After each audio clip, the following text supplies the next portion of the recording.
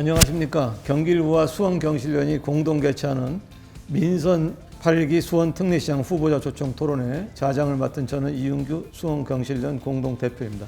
안녕하세요. 지금부터 민선 8기 수원 특례시장 후보자 초청 토론회를 시작하도록 하겠습니다. 앞서 본 토론회의 진행 순서를 간단히 말씀드리도록 하겠습니다. 먼저 각 후보자의 출마의 변을 듣는 시간을 갖도록 하겠습니다. 각 후보자께서 2분 이내로 자유롭게 수원시장 선거에 출마한 이유와 정견을 말씀해 주시면 됩니다. 후보자 정견 발표가 끝나면 패널 질의 시간을 갖도록 하겠습니다. 이 시간은 패널이 후보자들에게 수원시의 주요 현안에 대해 질의하고 후보자가 답하는 시간입니다. 질의 주제는 지방자치와 도시정책 두 분야입니다.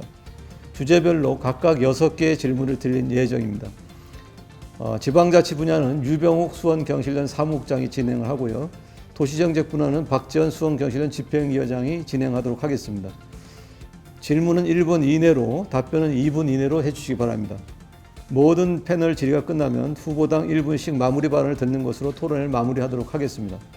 후보자 발언 시간 준수를 위해서 발언 시간이 20초가 남으면 후보자님 앞에 있는 진행 관계자가 노란색 팻말을 들고 2분이 지나면 분홍색 팻말 들 것입니다. 가능하면 협조해 주셔서 이상이 없도록 해주기 바랍니다. 패널께서는 질문의 핵심을 잘 짚어서 질문해 주시고 후보자께서도 주어진 답변 시간을 잘 활용하여 대답해 주시기를 부탁드립니다. 주어진 시간 내에 준비된 질문을 모두 소화하기에 추가 질문과 답변의 기회는 드리지 않도록 하겠습니다. 먼저 후보자들의 출마의 변을 듣도록 하겠습니다. 제가 조금 전에 두 분 후보자와 얘기를 했습니다. 따라서 이재준 후보자께서 먼저 하시고 김영남 후보자께서 하시도록 하겠습니다. 자, 그러면 이재준 후보께서 먼저 시장이 되면 어떤 수원시를 만들 것인지에 대해서 말씀을 주시기 바랍니다. 네, 존경하는 시민 여러분 반갑습니다. 이재준입니다. 제가 드디어 더불어민주당 수원시장 후보로 이제 나섰습니다. 공천을 받았습니다. 이제 여러분들한테 저의 미래, 또 수원의 미래, 또 대한민국의 미래를 함께 논의하고자 합니다. 저는 정치를 왜 했냐고 사람들이 물어보는데요.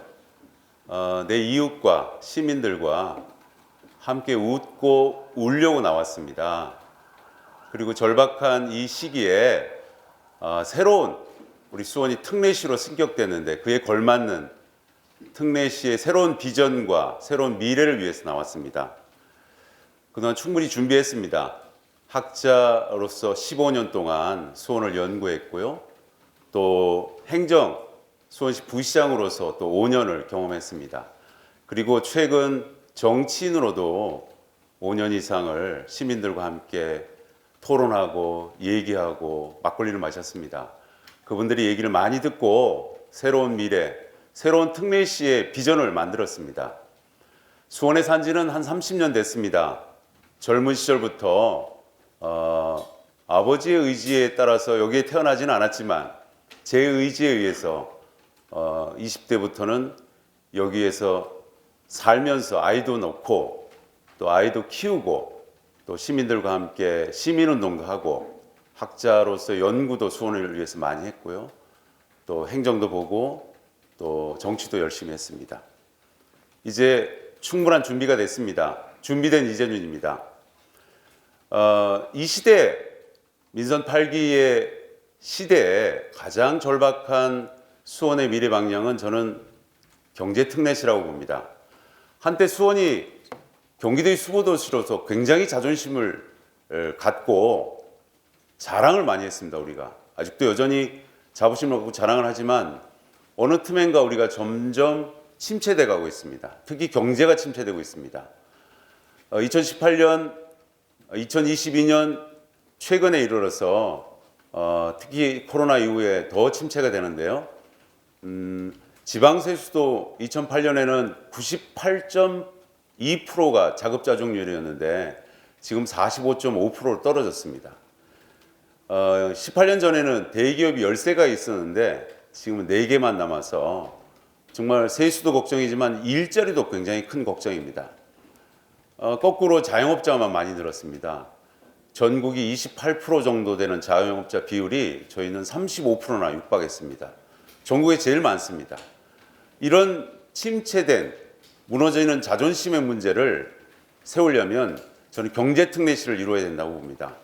그래서 1호 공약을 대기업 등의 첨단 기업 30개를 수원에 유치하는 것입니다. 첨단 기업 30개를 유치해서 풍부한 일자리도 만들고 또 세수도 확보해서 더 나은 시민의 삶, 더 좋은 민주주의를 가꾸고자 만들고자 수원시장, 특히 수원 특례시장으로 나섰습니다. 그것도 여러분들과 함께하고자 합니다. 저의 정치적 철학은 시민의 손으로 도시를 만들자입니다. 여러분 함께해 주십시오. 열심히 가겠습니다. 고맙습니다. 잘 들었습니다. 다음은 우리 김영남 후보자께서 인사를 하시겠습니다. 네, 국민의힘 수원 특례시장 후보로 출마한 기호 2번 김용남입니다. 근데 시작부터 발언 2분이 지켜지지 않는 것 같아서 이게 토론회가 오래 진행될 것 같은 걱정이 듭니다. 제가 이번에 수원시장에 출마한 가장 큰 이유는 지금 수원은 변화가 필요한 시기입니다.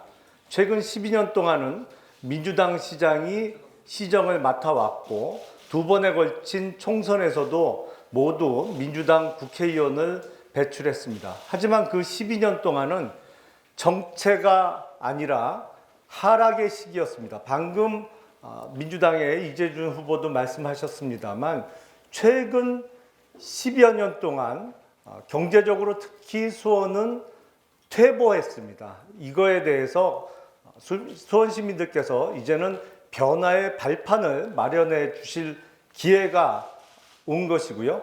그 변화를 가져올 수 있는 가장 적임자가 저 김용남이라고 생각을 합니다.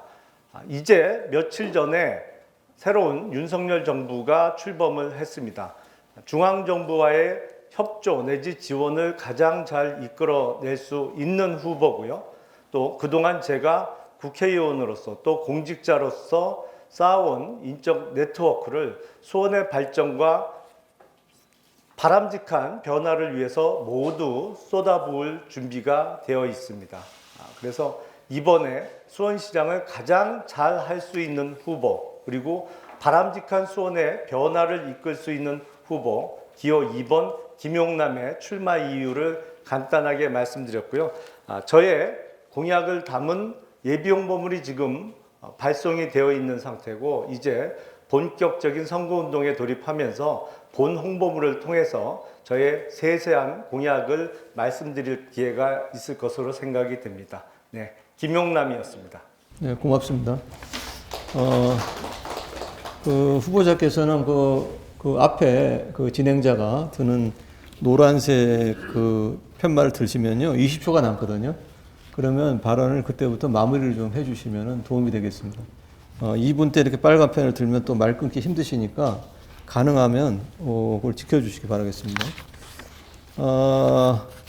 그러면 지금부터 이제 인사 말씀 들었고요. 지금부터 패널이 후보자들에게 수원시 주요 현안에 대해 질의하는 시간을 갖도록 하겠습니다. 서두에 말씀드린 대로 지방자치하고 도시정책 분야입니다. 패널은 박지원 수원경찰 집행위원장이 도시정책 분야, 수원경찰 유병욱 사무국장이 지방자치 분야에 대해서 질문을 하도록 하겠습니다. 유병욱 국장이 먼저 질문을 해주세요. 질문은 1분 이내에 해주시고 말씀한 대로 2분 이내에 답변을 부탁드리겠습니다. 예, 두 분 반갑습니다. 먼저 지방자치 분야에 대해서 질문드리게 될 수원경찰련의 유병욱 사무국장입니다. 첫 번째 질문 드리겠습니다.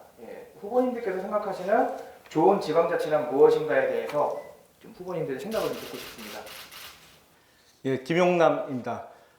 제가 생각하는 가장 좋은 지방자치, 결국의 목표는 시민들의 행복 증진 내지는 복리 확대가 아닌가 싶습니다. 사실은 최종적인 목표라는 시민들의 행복 증진을 위해서는 그 방법이 관선일 수도 있고 민선일 수도 있을 것입니다. 우리가 본격적인 지방자치제를 실시하기 전에는 관에서 임명하는 시장이 수원시정을 맡아왔습니다.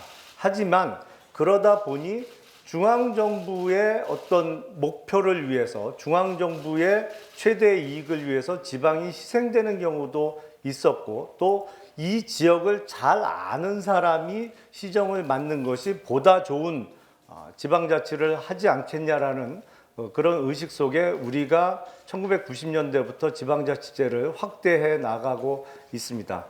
그를 위해서는 관선을 뛰어넘는 민선 시장으로서의 역할을 잘 해내기 위해서는 저는 조화가 무엇보다도 필요하다고 생각을 합니다. 왜냐하면 지금 재정 자립도 문제만 해도 그렇습니다. 앞서 잠깐 언급이 됐습니다만 수원시 같은 경우에는 비교적 높던 재정 자립도가 최근 10여 년 동안 계속 하락하고 있습니다. 그 얘기는 뭐냐면 아무래도 중앙정부의 재정적인 지원을 필요로 한다는 것이죠. 그렇다 보면 중앙정부와 또 지역의 발전을 위해서 충분한 가교 역할을 해내면서 최종적으로는 수원 시민들의 행복 증진을 위한 시정을 펼치는 것이 가장 좋은 지방자치의 형태가 아닌가 합니다. 네, 이상입니다. 예, 고맙습니다. 2번. 좋은 지방자치가 무엇인가 굉장히 큰 물음입니다. 저는 결국 지방자치라는 것이 뒤집어 보면 그게 바로 민주주의다 이렇게 말씀드릴 수 있습니다. 지금 아직도 대한민국은 중앙집권적인 체제입니다.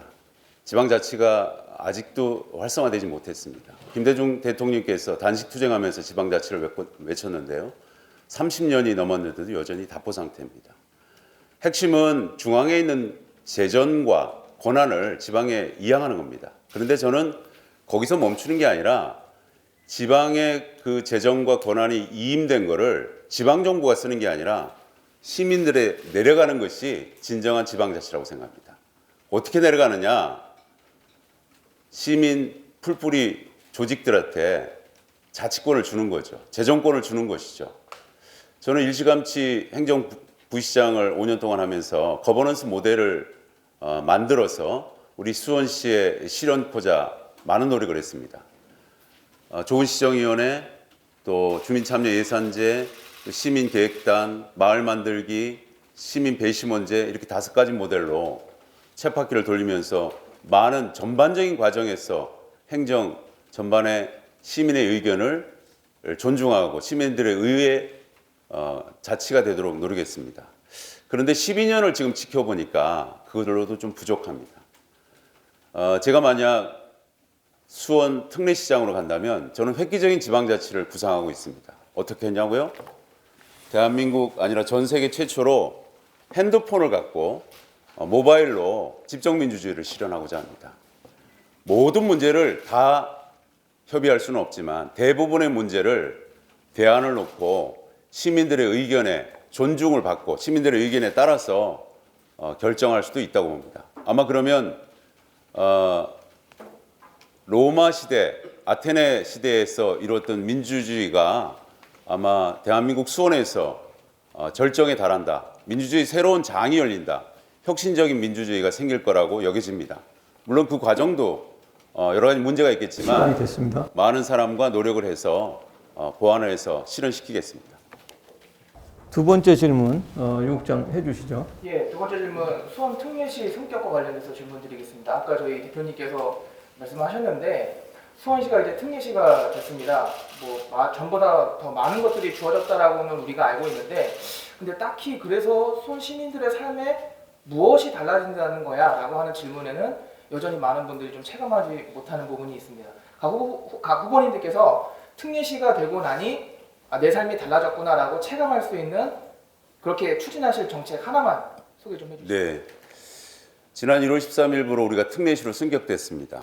원래 광역시로 가던 정책이 선회된 것이죠. 많은 반대에 부딪혀서 특례시로 선회했습니다. 그럼에도 불구하고 특례시는 많은 상징적인 의미를 갖고 있습니다. 광역시와 기초시의 중간적인 위치에서 많은 독립권과 자립성을 가질 수 있습니다. 그런데 당초에 세웠던 두 가지 재정특례와 행정특례로 특례시는 크게 나뉘어지는데요. 재정특례는 법률에 의해서 지금 막혀 있고요. 행정특례는 한 30가지 위임사항 중에서 현재까지 7개 정도만 위임되고 특례 조항을 받았습니다. 앞으로 넘어야 될 산들이 그래서 굉장히 많죠. 재정특례는 국회의원들과 협력해서 수원시뿐만 아니라 다른 세 곳의 특례시가 있으니까 함께 공동으로 재정특례를 다시 확보하고 행정특례도 또 노력해서 확보할 예정입니다. 저는 먼저 추진할 수 있는 행정특례 중에서 도시계획권을 완전히 넘겨오면 새로운 미래를 특례시장이 열 수 있습니다. 저는 도시계획가입니다. 30년 동안 도시계획을 했는데요. 지금 도시계획 권한도 원래 넘겨져 올 몇 가지 사항 중에 일부만 넘어져 왔는데요. 모든 것을 넘겨받아서 새로운 미래, 특례시의 수원의 미래를 열고자 하는 것이 제 비전이자 희망입니다. 예, 우선 특례시로 승격되면서 복지 혜택을 받는 수원 시민의 숫자가 약 2만 2천 명 정도 늘었습니다. 분명히 의미 있는 변화입니다만 다른 시민들이 체감할 수 있는 변화는 아직 없는 것 같습니다.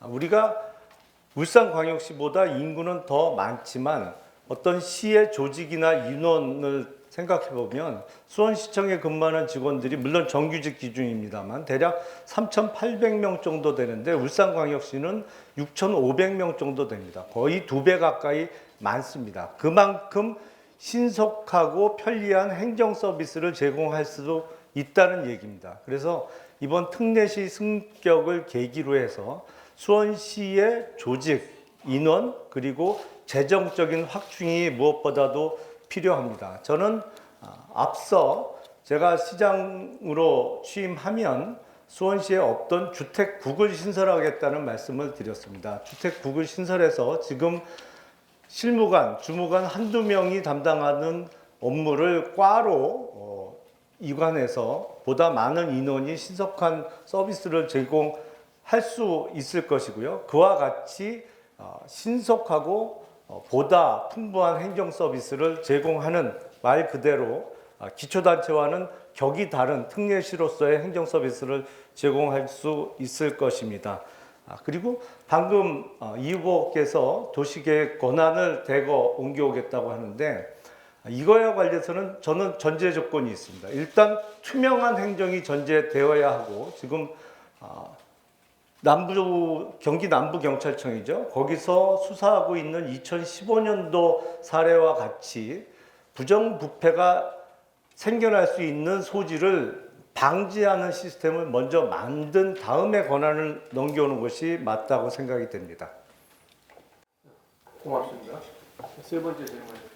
예, 세 번째 질문은 주민자치와 관련된 질문입니다. 아시겠지만 지난해에 지방자치법이 전부 개정되면서 주민자치회가 이제 법적으로 도입이 됐는데요. 지방자치를 우리가 흔히 풀뿌리 민주주의라고 하니까 시민들이 직접 참여할 수 있는 여러 가지 통로로서 가장 중요하게 이제 도입된 것이 저는 주민자치회라고 생각을 합니다. 근데 주민자치위원회 시절부터도 그렇고 주민자치회도 그렇고 여전히 좀 형식적으로 운영된다는 비판이 현장에서도 나오고 여러 가지 좀 문제제기들이 있습니다. 시민들이 좀 지방 행정에 적극적으로 참여할 수 있는 통로로서 주민자치회를 활성화할 수 있는 방안에 대해서 후보님들의 의견을 듣고 싶습니다. 지금 각 우리 수원의 구별로 동별로 사정이 다릅니다.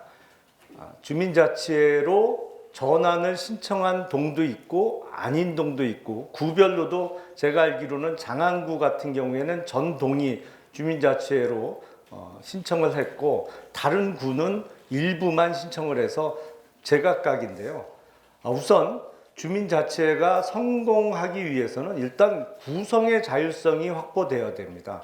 그 다음이 운영의 자율성이겠죠. 근데 지금 이야기를 들어보면 구성 단계에서 자율적이지 않고 각 지역의 어떤 공무원 내지는 동장이 너무 깊숙이 구성에 관여하는 것이 아니냐라는 그 걱정이 있습니다. 그러니까 예를 들어 설명드리면 동장이 주민자치회의 그 구성을 거의 명단을 만들다시피 한다는 이야기도 있기 때문에 이래 갖고는 기존의 주민자치위원회보다도 오히려 후퇴하는 형태의 주민자치가 걱정되는 상황입니다. 그래서 제가 시장에 취임하면 일단 구성의 자율성부터 확보할 수 있는 방안을 만들도록 하겠습니다. 그래서 자율적으로 주민들의 자발적인 참여로 구성된 주민자치회를 중심으로 그 지역의 운영과 관련해서도 주민들이 다양한 의견을 수렴해서 결정할 수 있도록 구성의 자율성 먼저, 그 다음에 운영의 최대한의 권한 내지 자율성을 확보해 드리려는 계획을 갖고 있습니다. 예, 이상입니다. 주민자치 활성화 되어야 됩니다. 근데 어떻게 되어야 되느냐? 지금 현재 중앙정부가 권력을 놓지 않고 지방정부에게 권한임을 다하지 못하는 것은 다른 각도에서 보면 아직도 지방정부를 못 믿겠다 이런 거거든요. 재정과 권한을 주면 썩을 수도 있고 무너질 수도 있다. 이런 위험성을 중앙공무원들이 갖고 있는 것 같아요. 그런 시각으로 저는 지방에 있는 지방자치회가 전격 도입됐는데 지방정부도 마찬가지입니다. 동단위, 구단위, 동단위의 지방자치, 주민자치회에게 권한과 재정권을 넘겨줘야 됩니다. 저는 전면동에 44개 동이 있는데요. 주민자치회를 전격 실시하고 그들에게 권한을 주려고 합니다. 행정권한 또 재정적인 권한을 일부 주려고 합니다. 그래야만 우리가 생각하는 이상적인 민주주의가 자리를 잡습니다. 그리고 주민자치라는 것이 성숙됩니다. 저희 44개 동 하나하나를 뜯어보면요. 일반의 군 단위 정도의 인구를 갖고 있어요. 군 단위가 보통 3만에서 5만, 또 많은 곳은 7만 정도까지 되는데 저희 동이 지금 40개 동 몇몇을 뜯어보면 다 군 단위입니다. 그런 군 단위가 군에서 하는 자치행정처럼 재정과 권한을 내려놓는다면 지방자치회가 아주 활발하게 이루어질 겁니다. 물론 초기에 그 우려, 문제가 생길 것에 대한 우려가 좀 있을 수 있겠죠. 그런데 그런 우려를 조금 더 정밀하게 세심하게 살피면 다 성숙하게 자리 잡아서 민주주의가 꽃을 피우리라고 생각합니다. 예, 그 네 번째 질문은 수원시의 중간 지원 조직이라고 하는 거에 대해서 좀 질문드리겠습니다. 아시겠지만 수원에 여러 가지 지원 센터 이런 것들이 많이 있거든요. 이거는 시에서 직접 운영하는 것도 있고 민간 위탁의 형태로 이제 민간 단체에서 이제 위탁받아 운영하는 형태들도 있습니다.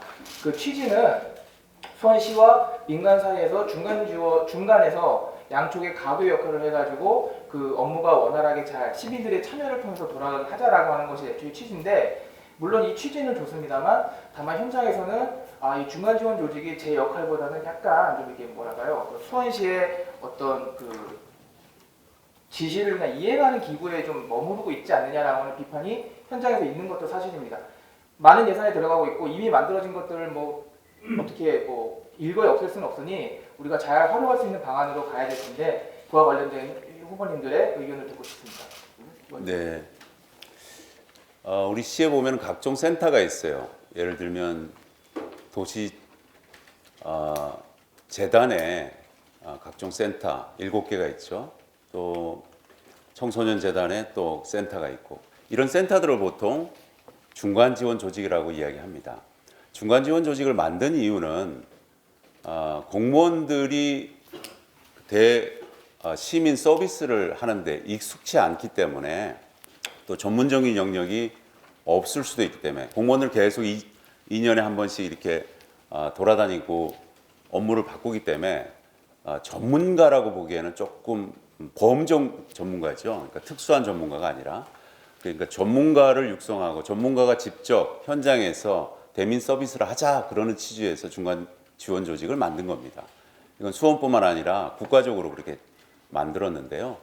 아직 중간 지원 조직 체계가 잘 정착은 안 됐습니다. 우리가 생각하는 이상적으로 정착은 잘 안 됐습니다. 일부가 나쁘게 보면 공무원들의 지시와 오더를 받아서 움직일 수밖에 없는 그런 조직으로 전락한 거 아니냐, 이렇게 비판도 받고 있지만 저는 조금 더 시간이 지나면 정착하리라 봅니다. 다만 아까 지나치게 과도하는 그 공무원의 간섭을 좀 문제를 제거한다면 그들이 현장에서 얻었던 그 전문 지식과 또 시민들과 접촉하는 서비스 면에서 탁월한 면이 있기 때문에 그 사람들에 의해서, 그 중간 지원 조직에 의해서 보다 풍부한 행정과 서비스를 할 수 있다고 봅니다. 그러나 좀 경계할 것은 너무 많은 중간 조직 체계를 만들어서 재정적인 문제를 일으키거나 아니면 허울적인 명목상의 중간 지원 조직을 만드는 것은 경계해야 됩니다. 그렇지만 현재 지금 추진되어 있던 모든 조직들은 존중돼야 되고 좀 더 자율권을 주게끔 그렇게 저는 해야 된다고 봅니다. 예. 바로 지금이 소위 얘기하는 중간 지원 조직, 뭐 무슨 센터, 무슨 위원회 등에 대한 점검을 해야 될 시기라고 생각을 합니다. 그동안 12년 동안 많은 중간 지원 조직이 생겨났습니다만 이것이 과연 효율적으로 운영되고 있느냐, 그리고 투입되는, 지원되는 예산에 비해서 정말로 시민들에게 돌아가고 있는 어떤 복리가 그만큼 예산만큼 따르고 있느냐, 이거에 대해서 많은 의구심이 생겨나고 있습니다.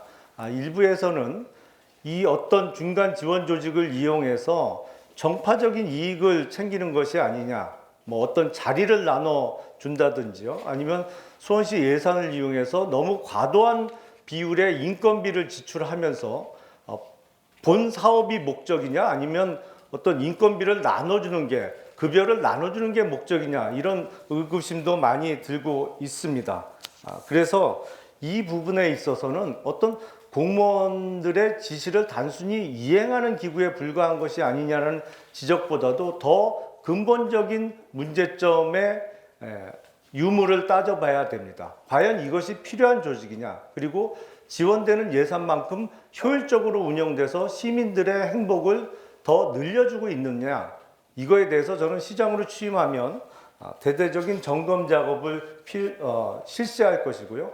그 결과에 따라서 물론 시민들에게 꼭 필요한 조직은 계속 유지하고 더 확대하고 예산 지원도 더 늘릴 것입니다. 하지만 자리 나눠 먹기 식의 예산을 나눠 갖는 식의 중간 지원 조직이라면 그거는 과감하게 없애버리겠습니다. 다음 질문해 주시죠. 예, 다음 질문 드리겠습니다. 시장님 계시면 수원시 공무원들, 관료들하고 일을 하셔야 되는데 관련해서 좀 질문드리겠습니다. 수원경찰련이 2015년과 지난해 조사한 바에 의하면 수원시 고위 공무원들이 퇴직하고 난 다음에 산하기관의 책임자로 가는 일이 좀 많습니다. 수원시 저희가 경실련 조사했을 때 전체 절반 이상은 다 수원시 공무원 출신들이 좀 퇴직을 빨리 한 다음에 산하기관으로 가는 형태로 지금 책임자로 가 있습니다.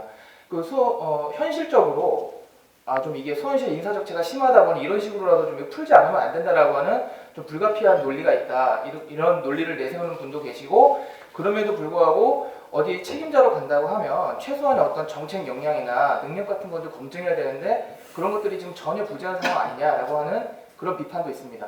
이 문제에 대해서 후보님들께서는 어떤 대안을 갖고 계신지 좀 듣고 싶습니다. 우선은 어떤 기관장이나 산하 단체의 책임자로 가는 사람이 퇴직 공무원이냐 아니냐가 중요한 것보다는 그 사람이 그만한 능력을 갖춘 사람이냐 적임자냐, 이것이 더 중요한 문제라고 생각을 합니다. 지금 퇴직하는 공무원들의 그동안에 쌓아온 어떤 경험, 노하우를 활용하는 방안으로서 단체장으로 가는 것은 저는 그거를 일부러 막거나 없앨 필요는 없다라고 생각을 합니다. 역으로 생각해 보면 공무원 출신이 아닌 소위 비공무원, 우리 시쳇말로는 어공이라고 표현을 하죠. 어쩌다 공무원 되는 경우에 능력이 없는 사람, 적절하지 않은 사람이 그 자리로 어쩌다가 공직에 진출하는 게 더 큰 문제라고 저는 생각을 합니다. 그래서 이게 개방직을 늘릴 것이냐 아니면 퇴직 공무원의 자리 만들기냐, 이 기준은 철저하게 능력과 적절한 인사이냐 여부가 기준이 돼야 되고, 그 능력을 검증할 수 있는 어떤 인사 시스템도 돼야 되고, 무엇보다도 중요한 것은 이게 어떤 단체장, 시장의 개인적인 인연이나 사사로운 감정 같은 게 개입해서는 절대 안 되겠다는 생각이 들고요.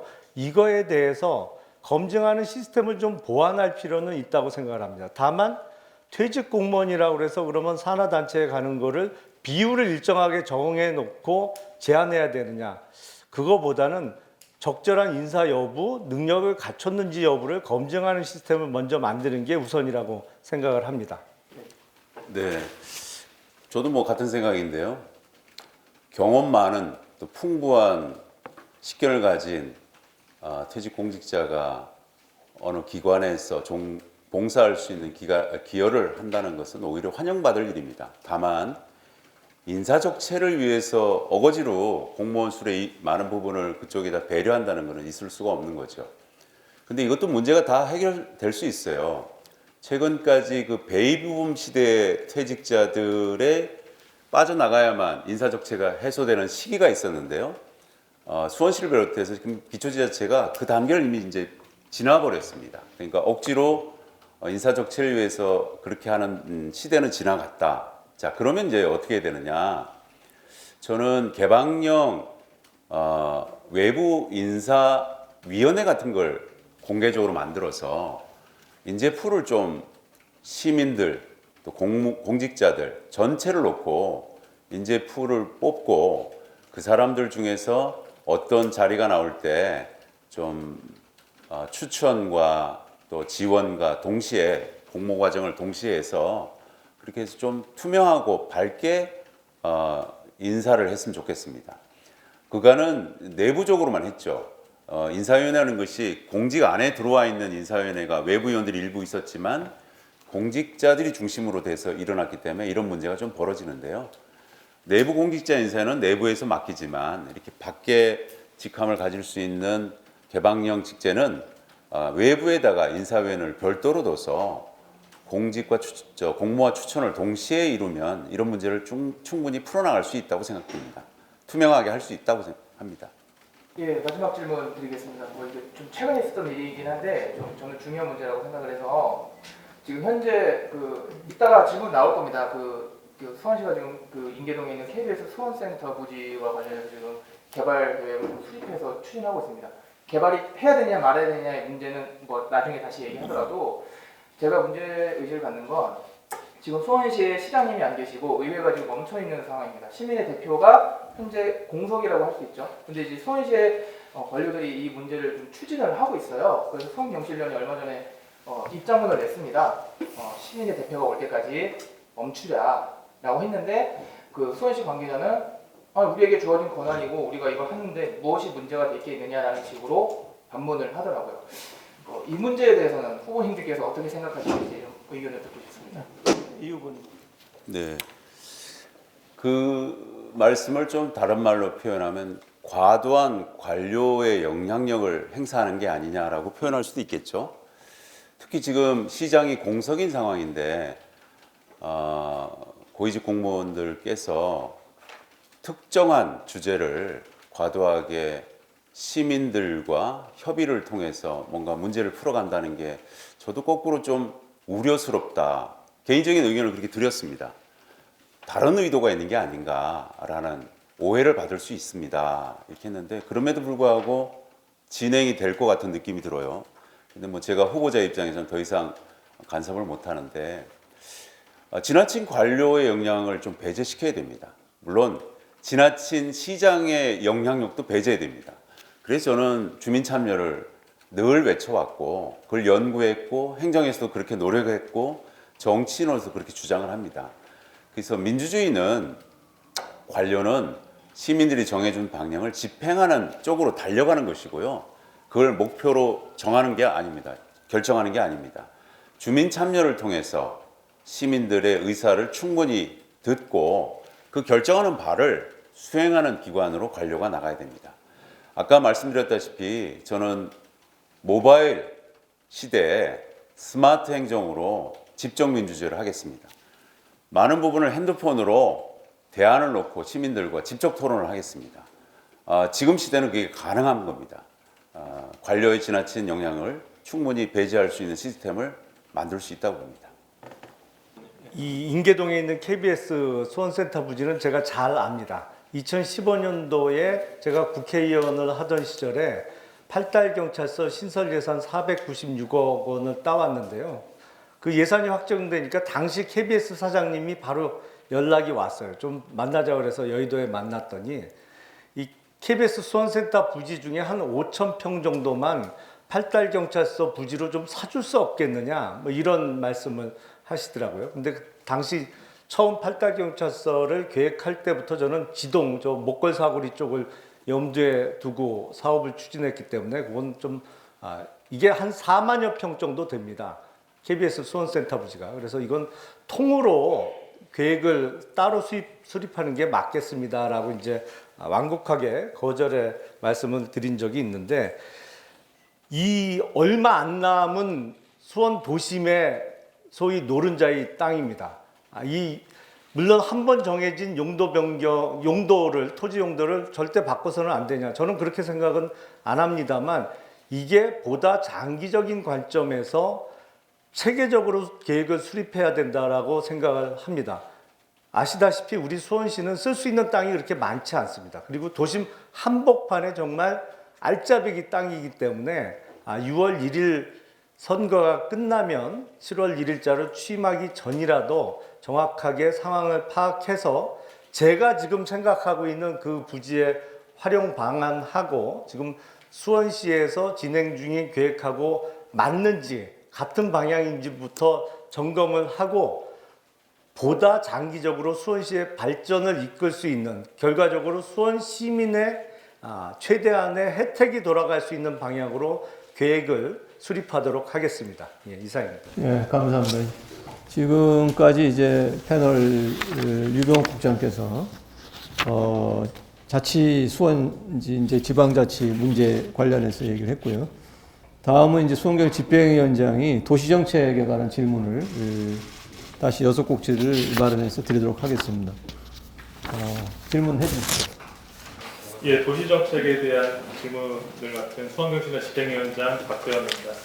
저는 도시정책에 대해서 각 후보님들께 몇 가지 질문을 드리려고 하는데요. 우선 첫 번째 질문으로는 후보자님들의 개발 추강 및 도시정책에 관한 문제의식을 좀 알아보기 위해서 거시적인 질문을 드리겠습니다.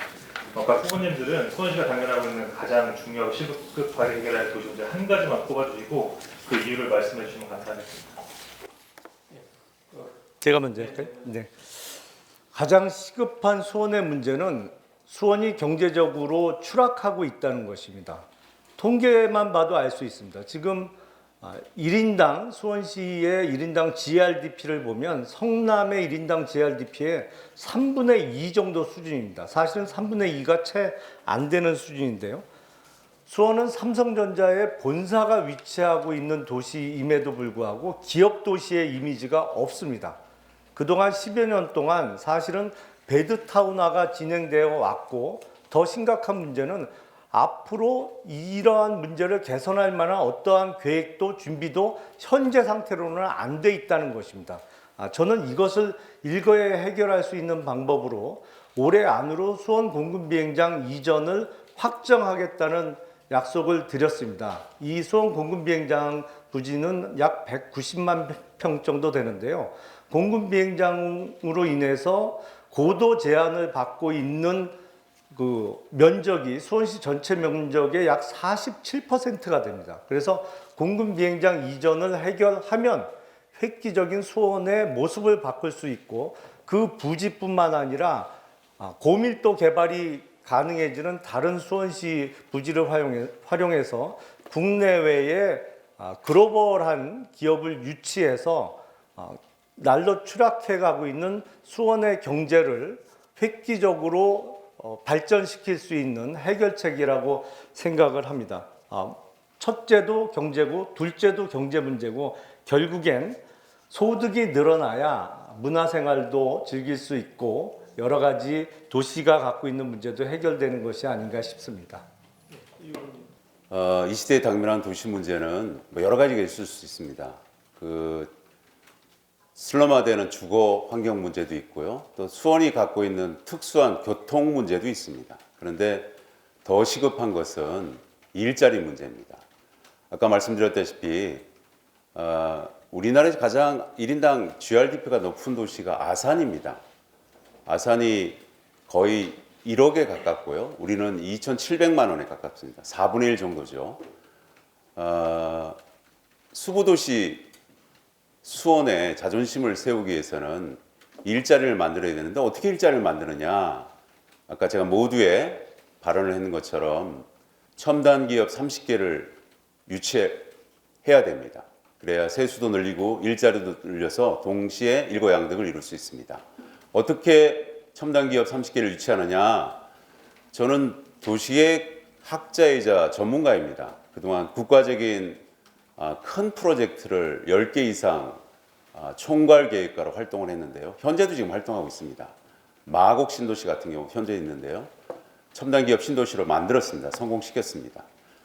첨단 기업 신도시를 잘 만들고 저렴하게 땅을 공급하면 수원은 기업이 입점하기에 가장 좋은 도시입니다. 수도권에 위치해 있고 풍부한 문화자원이 있고 또 서울에 가깝습니다. 연구소도 올 수 있고요. 첨단 기업이 충분히 올 수 있습니다.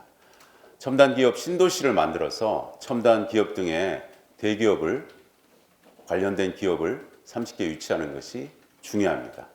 그걸 통해서 경제특례시를 만드는 것이 이 시대의 소명이다 이렇게 생각됩니다. 이상입니다. 다음 질문 해주세요.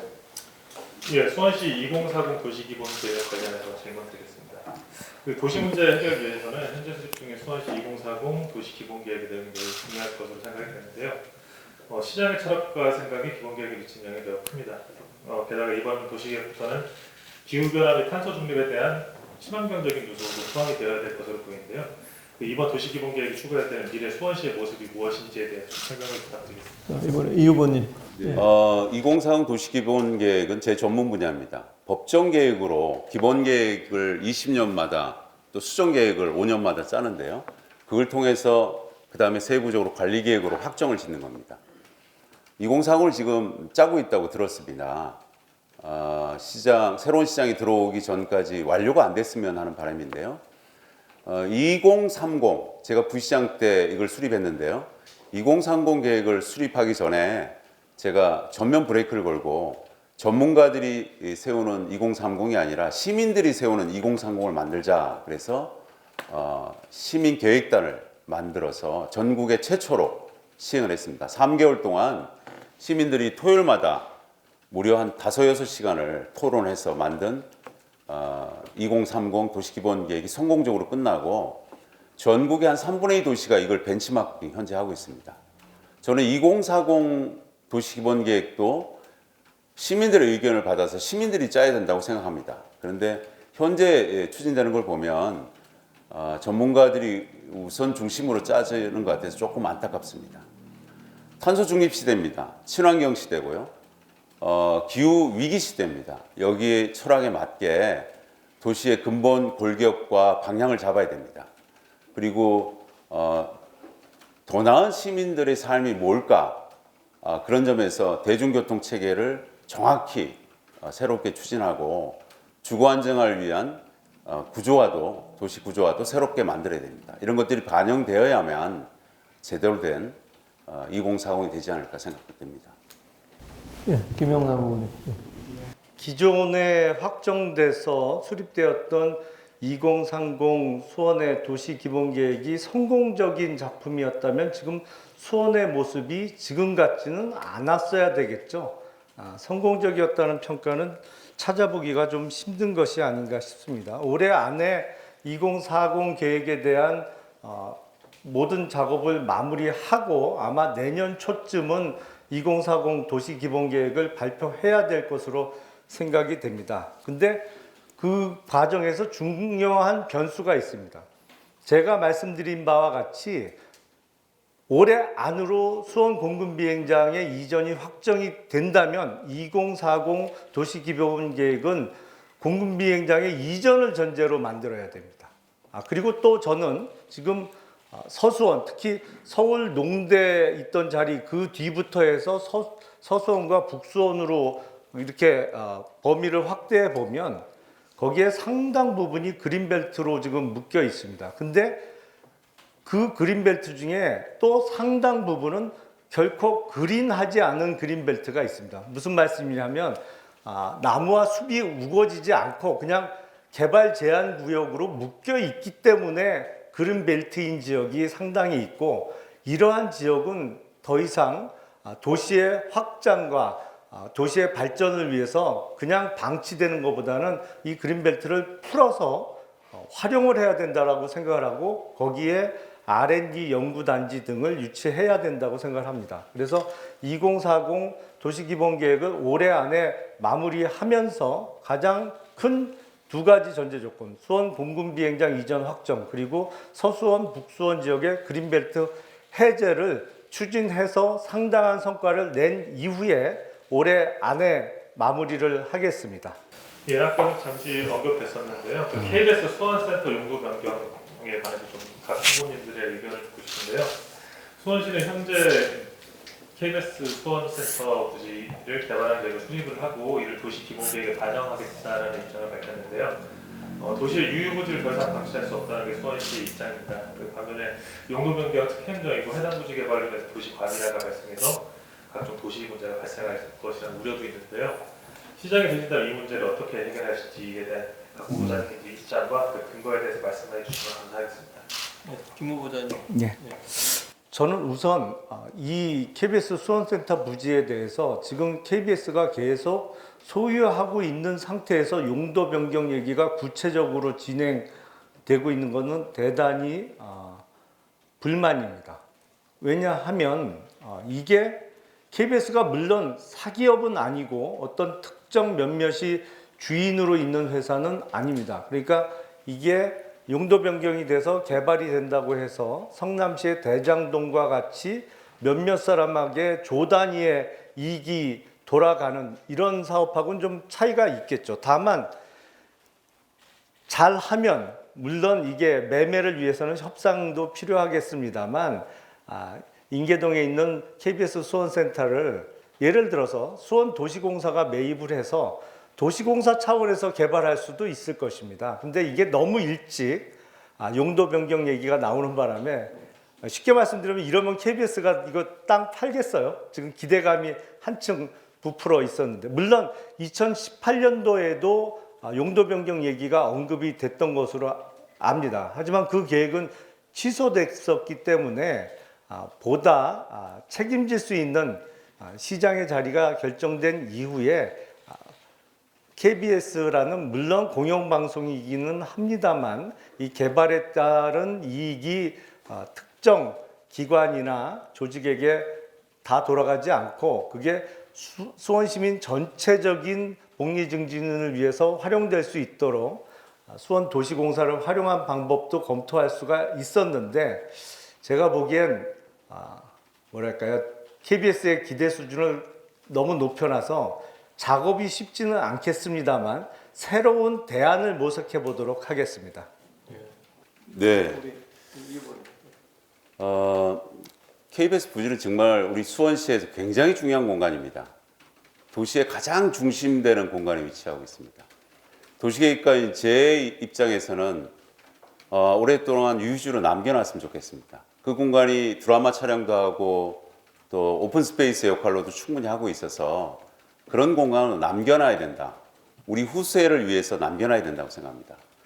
다만 이걸 제 철학과 제 주관으로 남겨놔야 됩니다. 이렇게는 또 할 수 없으니 이 문제가 좀 독특한 공론화위원회를 만들어서 충분한 수기 과정을 좀 거쳐야 됩니다. 남겨놔야 될 건지 개발해야 될 건지, 남겨놓으면 어떻게 남겨놔야 될지, 개발을 하려면 어떤 방식으로 공영 개발을 할 것인지 민간 개발을 할 것인지 등의 충분한 수기 과정을 거쳐도 늦지 않다고 봅니다. 개인적인 의견은 남겨놓는 것이 수원시를 위해서 좋습니다. 시민을 위해서 좋습니다. 예, 그 수원시 자원시설에 대해서 각 후보자님들 입장을 듣겠습니다. 그 영흥공원 옆에 위치한 그 수원시 자원시설 이전 문제는 영통 지역 주민들의 오래된 소원입니다. 하지만 거대한 기반시설 옮기는 말처럼 쉬운 것도 아니고 기피시설이나 부정적 시설로 인해서 대체 부지 마련도 쉽지 않은 상황인데요. 이 시설 옮기는 문제는 당초 수원시가 약속하는 것이기도 합니다. 수원시장에 계시면 이 사안에 대해서 책임 있는 설명을 주민들께 하셔야 될 것으로 생각되는데 시장에 계시면 영통 주민들에게 어떤 말씀을 드릴 것인지 각 후보자님들의 입장을 말씀해 주시면 감사하겠습니다. 예, 이 후보님 하실 차례입니다. 네. 그동안 수원시 모든 쓰레기를 영통 소각장에서 소각해 왔습니다. 거의 90% 이상을 거기서 소화했는데요. 원래 약속한 기간도 이미 지났습니다. 그래서 일방적으로 영통 구민들이 고통의 받아왔다는 것이 사실입니다. 그래서 영통 주민들이 쓰레기 소각장 이전을 요구하는 게 저는 지극히 당연하다고 봅니다. 그런데 이걸 어떻게, 언제, 어디로, 어떤 방법으로 옮기는가는 굉장히 참 어려운 질문이에요. 지금 행정 절차를 밟아서 대수선 절차를 가져간다 그러는데 그것조차도 영통 주민들은 이제 부정하고 있습니다. 저는 일찌감치 이 문제를 좀 고민해 보고 나서 이전은 틀림없이 해야 됩니다. 그런데 언제 어떻게 어디로 할 것인지는 좀 공론화의 위원회를 거칩시다. 그때 가서 우리가 결정을 합시다. 왜냐하면 새로운 부지를 당장 오늘 결정한다 해도 이전하려면 4, 5년이 걸립니다. 그것도 빨라야. 좀 늦어지면 7, 8년이 걸립니다. 이런 공공시설 하나 옮기는 게 굉장히 시간과 절차와 과정이 복잡합니다. 그러니 그 사이는 이걸 좀 쓰다가 충분히 우리가 수기 과정을 거쳐서 대안이 마련되면, 또 대안이 우리가 시민들 사이에 합의가 되면, 전제 조건은 그동안 영통 주민들이 고통을 당해왔다라는 것을 전제하에 한다면 좀 시간과 과정이 거치니 좀 시장에 들어간다면 그때 그런 충분한 생각을 열겠습니다. 또 그렇게 추진하겠습니다라고 지금까지 답변을 드렸는데요. 개인적으로는 지금 후보지 대안을 2개 이상 갖고 있습니다. 어떻게 하는 것도 갖고 있는데 그걸 지금 말씀드리면 또 다른 갈등으로 갈 수 있어서 그건 개인적인 전문가적 식견으로 갖고 있고요. 나중에 시장이 된다면 그런 공론화 수기 과정을 거쳐서 그 대안도 꺼내놓고 충분히 수기해서 문제를 최소화시키는 방향에서 추진토록 하겠습니다. 영통 소각장 문제와 관련해서는 이재준 후보께서는 영통 구민들께는 드릴 말씀이 없을 것 같습니다. 왜냐하면 1999년부터 가동을 시작한 영통 소각장은 처음에 15년만 사용하겠다고 약속을 했던 것입니다. 그러니까 2014년도를 기점으로 적어도 그때까지 이전을 하거나 아니면 그때부터라도 이전을 위한 계획 내지 준비를 진행했어야 되고요. 2014년도 전후로는 아마 이재준 후보께서 수원 부시장으로 재직했던 기간이 아닌가 싶습니다. 저는 이거에 대해서 해결 방안을 갖고 있습니다. 물론 영통 소각장과 같은 주민이 회피하는 시설을 옮기는 데는 대단히 많은 노력과 어떤 각오를 해야 됩니다. 근데 제가 약 15년 전쯤 법무부의 검사로 근무하면서 그때 장관 정책보좌관을 했던 적이 있는데요. 법무부 산하 기관 중에는 대표적으로 구치소나 교도소가 주민 기피 시설입니다. 서로 받고 싶어 하지 않습니다. 모든 지역에서. 근데 이거를 옮기는 방법은 무엇이냐? 법원, 검찰청은 서로 자기 지역으로 유치를 하고 싶어 합니다. 그러면 2개를 묶어서 같이 옮기는 겁니다. 그러면 오히려 반대보다 찬성 여론이 훨씬 높고 그 지역이 서로 자기 지역으로 복합시설을 받고자 하는 데가 많아집니다. 행정의 신뢰라는 측면에서 처음에 15년만 사용하기로 약속했던 영통 소각장을 지금까지 유지하는 것은 문제고요. 앞서 말씀드린 대로 주민들이 대단히 유치하고 싶어하는 주민 선호 시설하고 이런 시설을 같이 묶어서 대체지를 찾겠습니다. 예, 광교 신도시 교통 혼잡 문제에 대해서 질문을 드리겠습니다. 그 광교 신도시 교통 혼잡 문제 익히 안 보이시라고 생각을 하는데요. 도로 계획이 적절했는지 여부에 대한 비판 의견을 존재합니다. 이 문제에 대해서 후보님들의 대안을 말씀해 주시면 감사하겠습니다.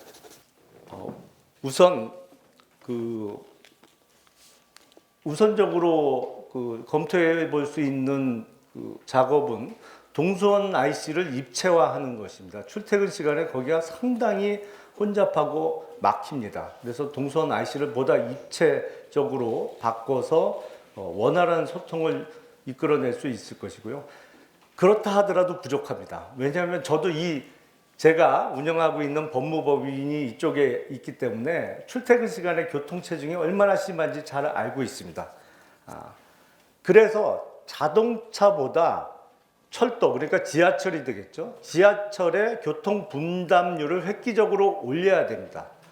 그러기 위해서는 신분당선 연장선의 조기 착공과 완공도 중요하고요. 그리고 제가 얼마 전에 발표를 했습니다만 수원 삼성선이라고 가칭입니다, 물론. 그 철도 계획도 빨리 입안해서 실행에 착수를 해야 됩니다. 제가 제안드린 공약으로 말씀드린 수원 삼성선은 여러분 다들 아시겠습니다만 화성의 진안지구가 3기 신도시로 발표가 됐습니다. 이게 대략 3만 세대 정도 되는데요. 3만 세대가 되면 광역 철도 계획, 광역 교통 계획이 수립되어야 합니다. 그거를 기점으로 해서 같이 진안지구에서 세류역, 그리고 건곡 사거리역, 그리고 삼성전자 정문 앞에, 그러니까 뭐 구체적으로 따지면 영통구청에 있는 그 부분이 되겠습니다만, 거기하고 원천역, 그리고 광교 중앙역을 연결하는 수원 삼성선 같은 거를 빨리 계획 수립하고 착공해서 동수원 쪽에 교통 분담률을 자동차가 아닌 철도, 지하철로 획기적으로 늘리는 것이 해결 방안이라고 생각이 됩니다. 네. 광교 신도시의 교통 문제는 이미 신도시 계획 때부터 예견된 겁니다. 김문수 경기도지사한테 제가 개인 자격으로 자문을 해달라 그럴 때 인구가 과하게 계획됐습니다. 원래 당초 계획보다 1.6배가 늘어났어요. 교통 계획은 그대로인데. 그래서 그 문제를 굉장히 따지고 지적했습니다. 그런데 전혀 개선이 안 되고 진행돼 버렸기 때문에 현재에 이르렀는데요. 지금 교통 문제를 해결하는 방법은 뭐 도로 다이어트를 통해서 도로 폭을 줄여서 교통을 더 억제시키는 방법이 하나 있을 수 있겠고요. 또 하나는 자동차 없는 시대를 만드는 거죠. 자동차가 잘 다니기 불편한 도시로 만드는 거죠. 근데 근본적으로는 대중교통 시스템으로 가야 됩니다. 친환경 대중교통 시스템으로 가야 되는데요. 저는 몇 가지 대안을 갖고 있어요. 우선 가장 쉽게 할 수 있는 게 순환 버스입니다. 그걸 전기 버스로 만들어서 광교와 주변 우리 내부 교통망을 순환 버스를 만들어서 1차 해결하고요. 두 번째는 2호선, 트램 2호선을 만들어서 수원역과 광교를 연결시키는 겁니다. 또 세 번째는 아까 삼성선이라고 이야기하셨던, 원래 제가 먼저 발표했는데요. 3호선 지하철역을 연결하는 겁니다. 3호선 지하철역은 타당성이 굉장히 큽니다. 또 지금 왜 답보 상태에 있냐 하면 철도 기지창, 박차장을 어디에 설치하는가의 문제 때문에 서 있는데요. 그걸 해결할 수 있는 제가 기법이, 후보지도 있고 기법도 있습니다. 그래서 나중에 발표를 할 예정인데, 그래서 수원에서 하면 용인도 찬성하고 서울도 찬성합니다. 나중에는 진안신도시뿐만 아니라 우리가 계획하고 있는 화성국제공항으로도 연결할 수 있는 좋은 철도 노선이라고 생각됩니다. 그렇게 해서 버스, 트램, 지하철, 이 대중교통망을 통해서 지금의 정체 문제, 교통의 체증 문제를 근본적으로 해결하는 것이 맞다, 이렇게 여겨집니다. 예, 각 후보자님들께 마지막 질문 드리겠습니다. 그 동수원과 서수원 간 지역격차 해소 방안에 대해서 의견을 듣고 싶은데요. 동수원은 각종 공공시설을 비롯하여 문화시설 등 잘 갖춰져 있는 반면에 그 서수원, 동수원에 비해 상대적으로 각종 시설이 부족하다는 지적이 꾸준히 제기되어 왔습니다. 최근에 뭐 서수원의 각종 개발 계획이 수립이 되기도 하고 시행이 되고 있어서 상대적 격차가 줄었다고는 하지만 여전히 동수원과 서수원 간의 지역 격차가 존재하다고 보입니다. 이에 대해서 그 수원의 지역 간 격차를 해소할 수 있는 방안에 대해서 각 부분들의 의견을 말씀해 주시면 감사합니다. 이 후보자님 말씀해 주시죠. 네, 제가 먼저 할까요? 동수원, 서수원의 문제는 근본적으로는 철도 1호선 지하철 때문에 그렇고요. 또 화성, 수원, 군공항 때문에 근본적으로 두 장막에 의해서 서수원의 발달이 늦었습니다. 근데 저는 이걸 획기적으로 만들려고 합니다. 첫 번째, 제가 1호 공약으로 하는 첨단 기업 신도시를 통해서 대기업 등의 첨단 기업을 30개 유치하겠다는 것은 바로 서수원을 대상으로 대상지가 해당됩니다. 1호 공약을 다른 말로 표현하면 서수원 시대를 열겠다, 이렇게 표현해도 좋습니다. 서수원 시대에 첨단 기업 신도시, 그리고 우리 군공항을 이전해서 만든 한국형 실리콘밸리의 스마트 폴리스를 만들어서 새로운 서수원 시대를 열겠습니다. 그러면 지금 동서간의 불균형 문제를 바로잡아 줄 수 있습니다. 그리고 철도 1호선, 이것이 그동안의 근본적인 문제였는데요. 철도 1호선도 장기적으로 보면은 지하화시켜야 됩니다. 제가 검토한 결과 대략 비용이 1조 2천억 정도 듭니다. 단기적으로 해결할 수는 없습니다. 우리 재정으로. 국비와 지방정비, 도비를 잘 섞어서 지혜롭게 하고요. 다른 개발 계획도 연계해야 됩니다. 군공항 이전과 관련해서 비용이 마련되면 그 개발의 이익의 일부를 철도 1호선의 지하화를 추진해서 근본적으로 장벽이 됐던 동서안의 불균형 문제를 근본적으로 해결하겠습니다. 네, 고맙습니다. 우리 김 후보님. 예. 동수원과 서수원 간의 차이 뭐 극명하게 나타납니다. 예를 들어 설명드리면 권선구가 인구가 가장 많습니다. 근데 권선구에 변변한 문화공연 시설이 하나도 없습니다. 물론 서수원이 이렇게 그동안 개발이 안 된 것은 공군비행장 때문이기도 하고 또 그린벨트로 묶여있는 땅이 있어서기도 합니다만 잘못된 시정도 크게 한몫했다라고 생각을 합니다. 단적인 예가 권선 이동에 아이파크가 대략 7,000세대 정도 됩니다. 그런데 앞서 말씀드린 대로 권선구 전체에 문화공연시설이 하나도 없어요. 근데 그 아이파크 개발 이익, 거기서 시행을 하고 시공을 한 그 회사로부터 돈을 300억 원을 받아서 정작 미술관은 행궁동에다 만들었습니다. 이게 뭐 어처구니가 없죠.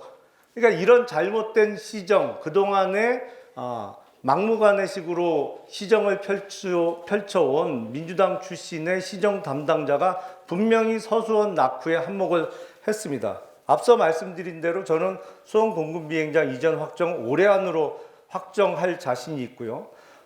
이틀 전에 임명된 원희룡 국토부 장관과 단판을 져서라도 서수원 북수원 지역의 그린벨트 해제 최대한 많이 이끌어내겠습니다. 그래서 지금까지는 개발에서 소외됐던 서수원이 저 김용남이 수원 특례시장이 됨으로 인해서 가장 많은 혜택을 보는 지역으로 만들 것이고 서수원이 가장 수원에서 살기 좋고 좋은 직장도 많이 있는 지역으로 바꿔놓겠습니다. 이상입니다. 네, 고맙습니다. 지금까지 이제 두 후보께서 긴 시간 토론해 고맙습니다. 고맙고요. 또 우리 두 패널께서도 12곡지나 되는 긴 질문을 해주셔서 그나마 이제 조금이지만 또 우리 시장 후보로 나오신 분들의 철학과 비전 이런 거를 들어볼 수 있는 시간이 됐습니다. 물론 지방자치하고 도시정책으로 한정이 됐지만 또 더 많은 정보를 시민께 제공해서 좋은 선택을 할 수 있을 거라고 생각이 됩니다. 두 분께서도 수원시를 위해서, 특례시를 위해서 일을 하시겠다고 나오신 것이니까 아마 끝까지 그런 철학을 견지해 주실 거로 믿겠습니다. 마지막으로 토론을 마무리하면서 우리 후보자님들께 각각 한 1분씩으로 오늘 돼 있었는데요. 시간이 3시까지 예정했는데 협조가 잘 돼서 시간이 좀 남은 관계로 2분 정도씩 이렇게 드리는 게 좋을 것 같습니다. 그래서 제가 먼저 그 후보자님들께 2분씩 마무리 발언 시간을 드리는데요. 우선 김용남 후보께서 먼저 해주시겠습니다. 사랑하는 수원 시민 여러분, 오늘 토론회 재밌게 보셨습니까? 오늘 토론회를 통해서 누가 수원 특례시장으로 준비가 잘 되어 있는지, 그리고 누가 시장의 역할을 가장 잘 할 수 있는 후보인지 아마 판가름하실 수 있었을 것으로 생각이 됩니다. 제가 오늘 이 기회를 통해서 짧은 시간이나마 말씀드린 수원 공군비행장 이전 확정을 올해 안으로 하겠다는 이야기, 그리고 서수원 북수원의 그린벨트를 해제해서 첨단 산업연구단지를 조성하겠다는 말씀, 그 외에도 지금 드릴 말씀은 대단히 많이 있습니다.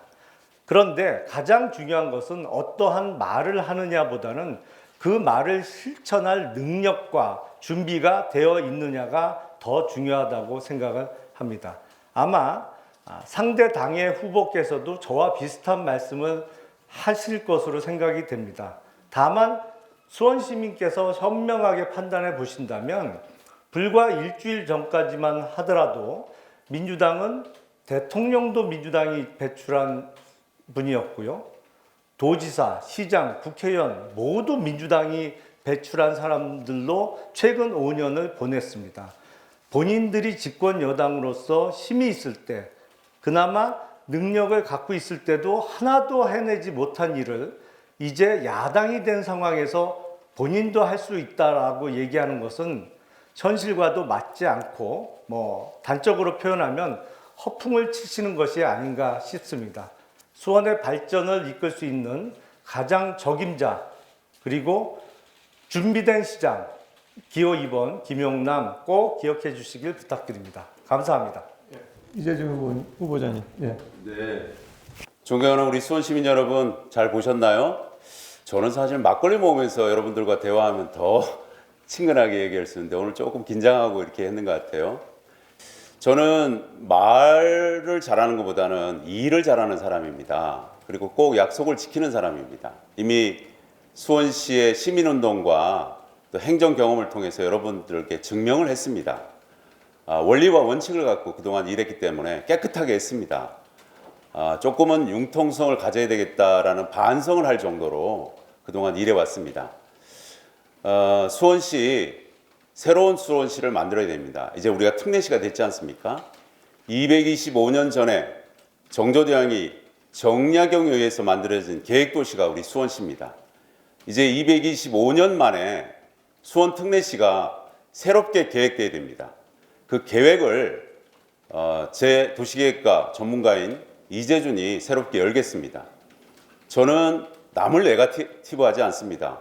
허풍이라고 이야기하면서 저의 여러 가지 문제를 지적했지만 저의 장점을 이야기하기도 앞으로 바쁘기 때문에 저는 네거티브하지 않고 저의 정책, 저의 장점, 여러분들의 의견을 듣는 시간을 더 많이 갖겠습니다. 여러분, 새로운 시대를 여러분과 함께 열겠습니다. 감사합니다. 네. 이제 두 분 후보자께서 마무리 발언하셨고요. 저희 경기일보하고 수원경실련이 이거를 공동 개최하면서 가장 신경을 쓴 것은 중립성과 공정성입니다. 보셨겠지만은 저희들이 어떤 그 경우도 전부 공정하게 발언이라든가 또 진행도 발언하게 이렇게 같이 이 경기일보가 오랜 동안 수기를 해서 공정하게 이렇게 판단할 수 있도록 말씀을 드렸습니다. 그래서 이 점을 특히 이제 부탁을 드리고요. 끝까지 두 분께서 수원시를 위해서, 특례시를 위해서 두 분 중에 한 분이 나오실 테니까 공정하게, 투명하게 시를 잘 끌어줄 걸 바라고요. 이것으로 저희 경기일보하고 수원경실 공동 개최한 민선 8기 수원 특례시장 후보자 초청 토론을 모두 마치도록 하겠습니다. 감사합니다.